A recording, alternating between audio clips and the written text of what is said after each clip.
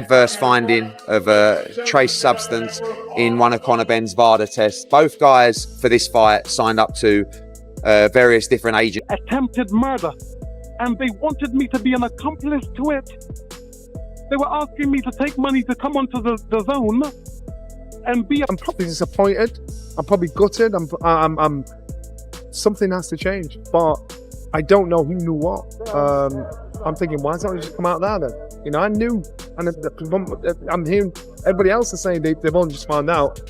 CHATGPT said, "This is the scandal-rocking British boxing right now, and it's one the sport can't ignore anymore. Conor Benn has failed yet another drug test, his third, just 1 week before his rematch with Chris Eubank Jr. What was supposed to be redemption for Benn has turned into total disaster. And this time, fans, fighters, and analysts..." I always say, it don't matter what drugs you take, it doesn't make you a better fighter. It might make you stronger, might make you fit. It doesn't make you a better fighter. That's proof.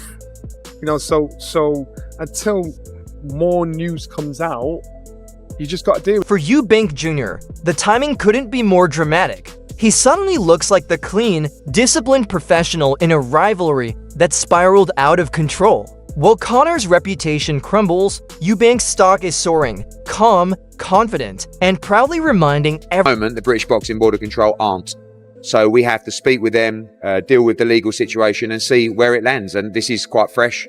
Obviously, I don't even think it's 30 minutes. I think it's more like 10 or 15 minutes since that. And, you know, we'll see. Everyone he's passed every test, even when he's not in camp. Eddie Hearn, Benn's longtime promoter, is under massive pressure. You can hear it in every interview, the voice cracking, the over-explaining, the emotion. He's scrambling to hold the narrative together, talking about loyalty, friendship, and how long he's known Conor, but the public isn't buying it. 3 positive tests can't be brushed aside with sentiment. The reaction across the boxing world has been fierce. Chris Eubank Jr. says it all with his composure. He's clean, he's focused, and he's tired of excuses. Hey man, you know, it's a shame that we have something now that kind of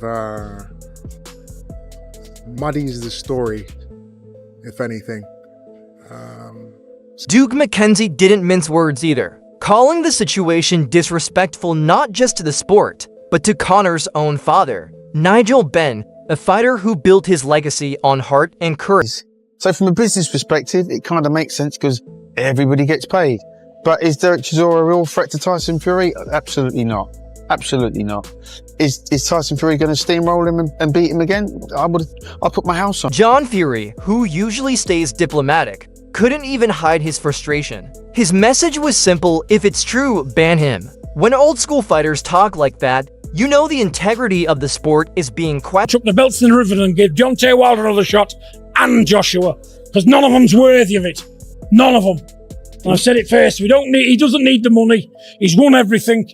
If they're not proper fighting men, let them get on. Jog on, my friend. You think either one of them makes their way back to a world title? Who?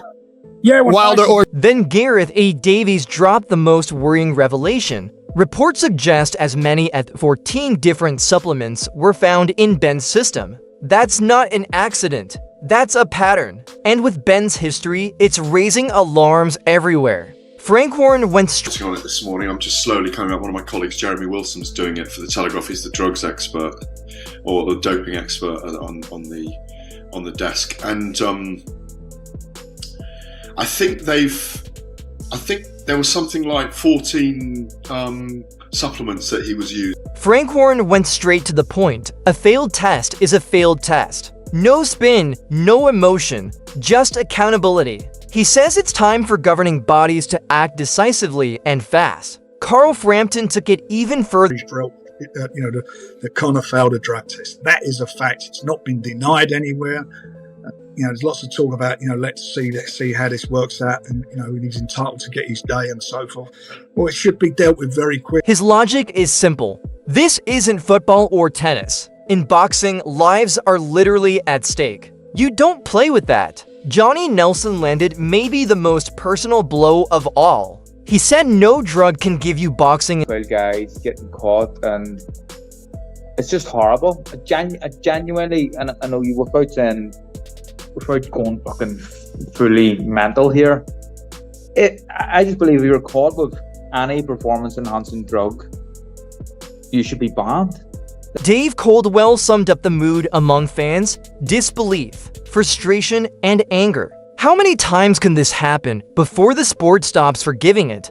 Benn's name, once promising, is now a punchline, while Eubank Jr. looks like the image of discipline. Don Charles echoed that sentiment, saying what everyone else is thinking: this isn't a mistake anymore, it's a pattern, and it's unforgivable. He demanded harsher penalties, not sympathy. Even Adam Catterall shifted the conversation beyond Benn. He questioned the entire testing system, asking the hard question if fighters can keep testing positive and still fight.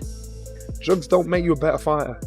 Drugs may make you a little stronger, may make you a little, give you a bit more energy, but it don't make you technically smart. It doesn't give you all of that, you know. So those drug cheats that do it purposely, you got to remember, you know, why are you doing it? What difference is it going to make? It's going to make you like a boxing Einstein? Finally, Johnny Nelson brought the discussion full circle, pointing out how disorganized and shady the communication has been. Everyone claims they just found out, yet the timelines keep changing. That confusion destroys trust, not only in Conor Benn, but in the sport's integrity. At this point, the contrast couldn't be sharper. Conor Benn, 3 failed tests, endless excuses, and a collapsing reputation. Chris Eubank Jr., clean, composed, and standing tall with public support behind him. Heading into fight week, Eubank Jr. holds every advantage. As a brutal war, which is brilliant.